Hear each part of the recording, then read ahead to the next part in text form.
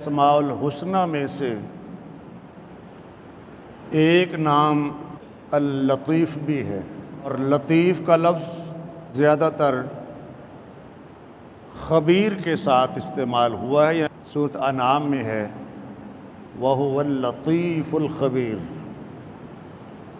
اور یہی الفاظ سورۃ الملک میں ہے الا یعلم من خلق وَهُوَ اللطیف الخبیر، ان اللہ لطیف خبیر،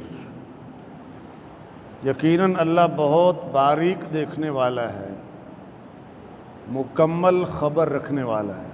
یعنی اللہ کے اسم گرامی اللطیف کا ایک معنی۔ دوسرا معنی ہے وہ جو اپنا کرم فرماتا ہے، اور اسی مفہوم میں اردو زبان کے اندر بھی لطف و کرم کا لفظ ہم اکٹھا استعمال کرتے ہیں۔ لطیف باریک دیکھنے والا، اللطیف لطف و کرم کرنے والا۔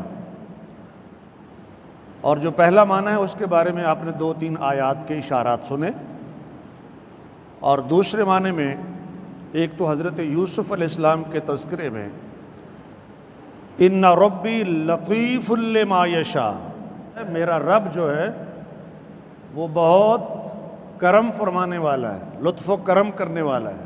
اہل لغت نے لکھا ہے کہ لطف وہ رحمت ہے کہ انسان کو معلوم بھی نہیں ہوتا کہ وہ رحمت کہاں سے آ رہی ہے، اسے شعور بھی نہیں ہوتا، اور اللہ کی رحمت اس کے اوپر چھا جاتی ہے۔ تو ایسی رحمت کو لطف کہتے ہیں، اور اس رحمت کے کرنے والے کو اللطیف کہتے ہیں۔ اللہ لطیف بعبادہ، اللہ اپنے بندوں پر لطف و کرم کرنے والا ہے۔ یرزق من یشاء، جس کو چاہتا ہے عطا فرماتا ہے، روزی دیتا ہے دوسرا مفہوم۔ اور اس کے بارے میں تو آپ جانتے ہیں کہ بعض دفعہ انسان کو رزق وہاں سے ملتا ہے جہاں سے اس کا وہم و گمان بھی نہیں ہوتا، انسان سوچتا بھی نہیں ہے کہ وہاں سے رزق ملے گا، لیکن اللہ کی طرف سے عنایت ہو جاتی ہے۔ وہ اسباب کا محتاج نہیں ہے، اگر وہ سبب کے ذریعے سے رزق دیتا ہے تو وہ سبب بھی وہی بناتا ہے۔ میڈیا کا دور ہے، آپ نے ایک ویڈیو دیکھی ہوگی جس میں ایک بھینس کھڑی ہے اور ایک بکری اس کے سر کی جانب سے اس کے اوپر جمپ کرتی ہے، اور بھینس کے اوپر کھڑی ہو کر درخت کے پتے کھانا شروع کر دیتی ہے۔ درخت اونچا ہے، پتے اوپر ہے، لیکن اس نے بھینس کے اوپر جمپ کیا، اور وہاں سے پھر وہ درخت کے پتے کھانا شروع ہو گئی۔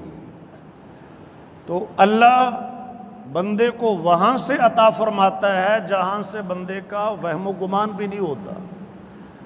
اور میں نے عرض کیا کہ لطف کا جو معنی ہے عربی زبان میں تو یہ کہا گیا ہے کہ ایسی رحمت کہ وہ وہاں سے آتی ہے حیث لا یشعر، جہاں سے اس کا خیال بھی نہیں ہوتا، ولا یشعر اسبابہا، اور اس کے اسباب اور ذریعے کا بھی اسے پتہ نہیں ہے۔